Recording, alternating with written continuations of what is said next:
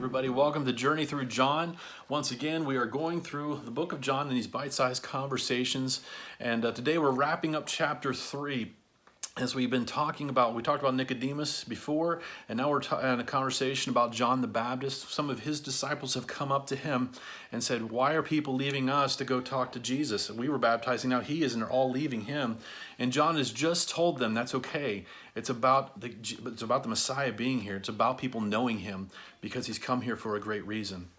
And so we pick up that conversation again in verse 31. And having said that, let's just jump right in. Verse 31 says this: he who comes from above is above all. He who is of the earth belongs to the earth and speaks in an earthly way. He who comes from heaven is above all. He bears witness to what he has seen and heard, yet no one receives his testimony. Whoever receives his testimony sets his seal to this, that God is true. For he whom God has sent utters the words of God, for he gives spirit without measure. The Father loves the Son and has given all things into his hand. Whoever believes in the Son has eternal life. Whoever does not obey the Son shall not see life, but the wrath of God remains in him. And so we see this when we start thinking, John, how are you so freely giving of the people that you've worked so hard to infuse with truth? And John is clearly saying here is, if you really believe he is who he says he is, why would you hang around with me? It's not about me. I'm not the guy. Jesus is the Messiah. He's the one that's come. And I love in verse 33, whoever receives this testimony sets his seal to this: God is true. For he who God has sent utters the words of God, for he gives the Spirit without measure. John is trying to once again, as we talked, John the Baptist, as we talked about John, the Apostle John, who wrote the book, we see him once again, there's this thread going through, I believe, the entire book, where Jesus was here, but everybody, they might have said, I think you're the Messiah, I think you're the Son of God, but they never really had this true understanding of the magnitude of all that he was. Some of them still had on this idea that he's the one that's going to ride in, so to speak, and throw off the rule of Rome, the shackles of Rome. And that's not what it was.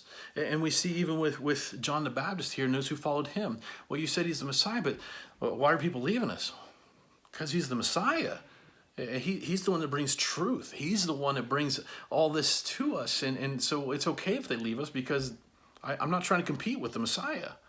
I really just want people to know Jesus. I'm the one that points them to Jesus. And so often I think it's easy for us to lose that, to lose track of that. And today, as we're just kind of wrapping up chapter 3, I kind of want to build off of what we talked about yesterday very briefly. So often, we try to do what's best for me. We try to do what we think is best for a ministry. Sometimes we try to do what we think is best for the church. And they're great ideas, and I'm not trying to knock the fact that we are trying to wrestle with what's best for the church. But I think the reality is, what's best for the church is to point people to Jesus. What's best for the church, I'm not trying to knock any programs, I'm not trying to knock any ministries or even knock any churches. This is just me speaking from my heart. As we look at this, the attitude of John is that John, if anybody gets it aside from maybe Mary, John the Baptist gets it. And the thread throughout the Apostle John writes in the book is that almost everybody missed it. But John the Baptist, we see some great evidence of him here. Now, don't get me wrong, he stumbles a little later, but right now what we're seeing is that he understands fully everybody is supposed to follow him. It's not about building up John the Baptist ministries. It's about building up Jesus. It's not about talking about, well, John, man, you're really good at pretty good message. John doesn't care about that. He's like, Jesus is where you need to go.